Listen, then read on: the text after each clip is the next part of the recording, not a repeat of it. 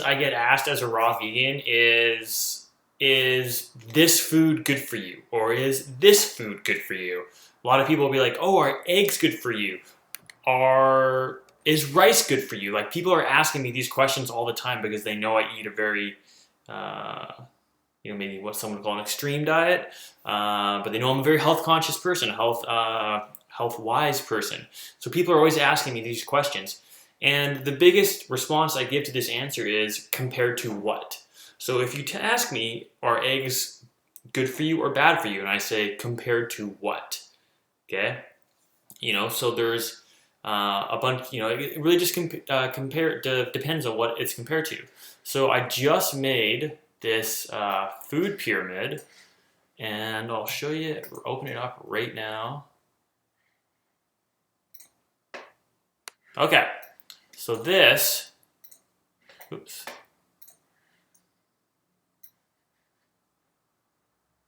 There we go. Okay, so this is the human food pyramid from best to worst by myself. Okay, Jason Manning. Okay, so basically how this works is I would encourage you to consume more of the foods on the top and less of the food on the bottom, right?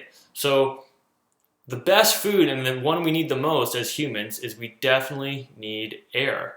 Okay, the next one would be water. Okay, fresh juices, fruit juices and green juices, these things are absolute powerhouses because when we have raw fruit juices, like when we're making them ourselves, obviously we can't attain those from the wild. But the thing that's nice about those is they allow us to actually give ourselves a break from actually digesting. We still get the nutrients, but don't have to digest. And then we just have more energy for healing and for other things. Okay. Next on the list would be fruit. Okay. Fruit is amazing. It is one of our greatest, it's by far, food-wise, if you discount air and water, it's the number one. Because this fruit juices you can't get from the wild other than coconut if you can open it. But this fruit is our natural diet. This is what monkeys eat. This is what we would be eating all the time if we were in the wild and didn't have access to cooking utensils. Okay, herbs and leafy greens. These are kind of the two next categories that I would say are the next best things for us to eat. Disadvantage is to these is that they're lower in calories, right? Which is why we need to make the bulk of our calories from fruit. Okay, herbs. The reason I put herbs ahead of leafy greens is because herbs are medicinal, okay? Things like dill, parsley, sage, thyme, rosemary, all these foods, mint, peppermint, oregano, thyme, like all of these fresh herbs, they're medicinal. A lot of older cultures will use these herbs as medicinal properties, like they'll make sloughs out of them, they'll make tinctures out of them. You can still do that today. Dandelion would be another great example of a herb. These things are super healing, okay? So they're super powerful. Leafy greens would be things like lettuce, avocado, or sorry, I'm getting ahead of myself. Leafy greens would be things such as spinach, kale, arugula, lettuce, those kind of things, okay? Next down on the list are the nuts, seeds, and avocados. Again, still raw foods, but we want to eat these in lower quantities. Now we're getting down to the things that I definitely don't eat, but the next best thing I would say for us to eat once we've exhausted all of these would be the tubers. Okay, so yams, potatoes, and squashes. Okay, from there we would go into the grains, the barley, quinoa, those sort of things. Okay, down from there, I would say the legumes, lentils, and mung beans are the next best thing. Now, the reason I picked this order for these things is tubers, they're much closer to fruit. They're lower in protein, lower in fat, and usually a little bit lower in calories, which means they're higher in water. Okay, so grains typically tend to be higher in protein. They're more irritating for our body to digest. The fibers in them can be very, very, very rough. The way I think of eating all of these foods, the rice and the quinoa and the barley, is it's almost like putting like little sharp knives into our stomach. Like the fibers can be very, very irritating on those foods. And then for the lentils and the mung beans, again, even higher in protein and usually higher in calories than the grains are. And I know most people are like, hey man, I got to get my protein. Like we need protein. We actually don't need as much protein as we think people. Arguably one of the biggest things that keeps us sick is having an acid forming diet. And protein, when broken down, it's called amino acid. Okay. All right.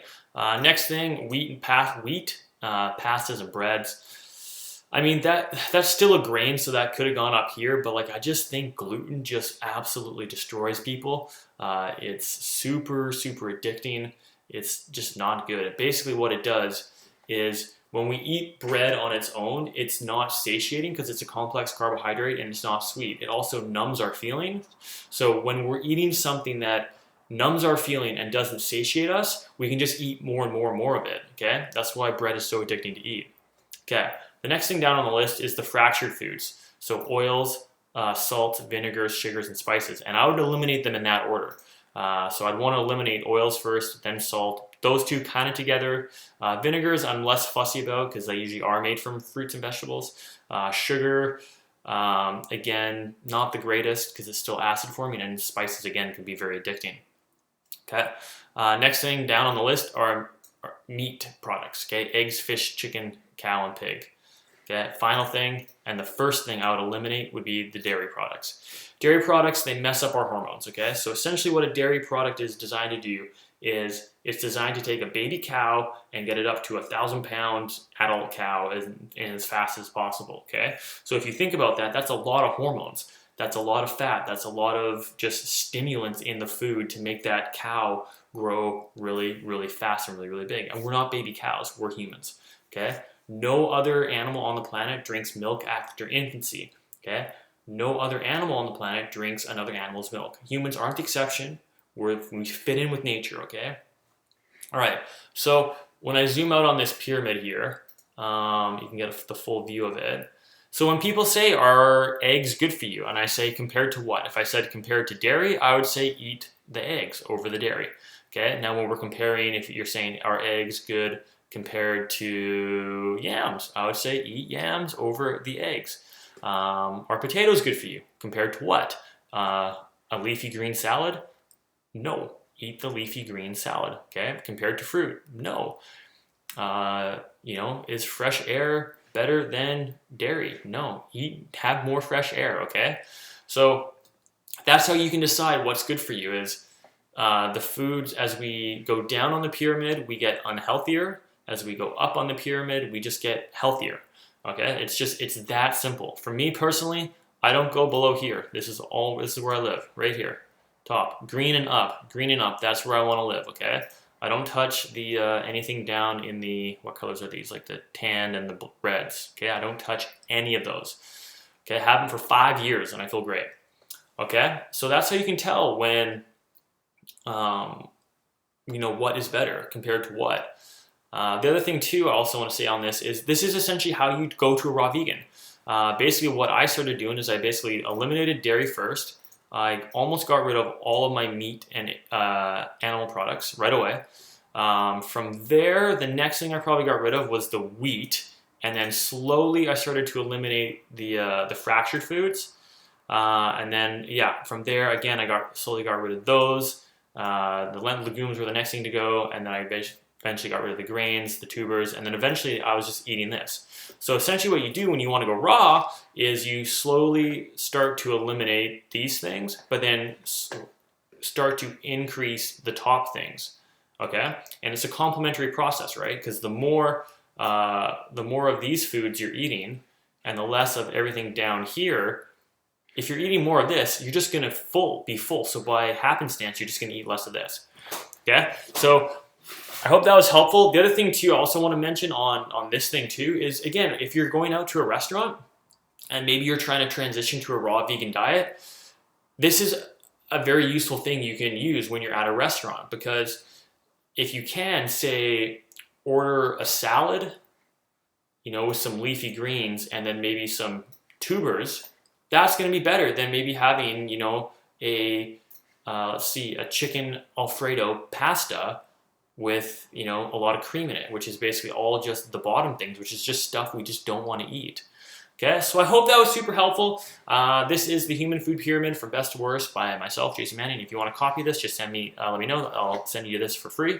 And I hope everyone's having a great day. And if you want some more information on this stuff and you want to learn how to lose weight, get stronger, get faster, and just improve your digestion and become a better runner, or just a better athlete or human in general, join my free Facebook group and you can get access to my free mini course.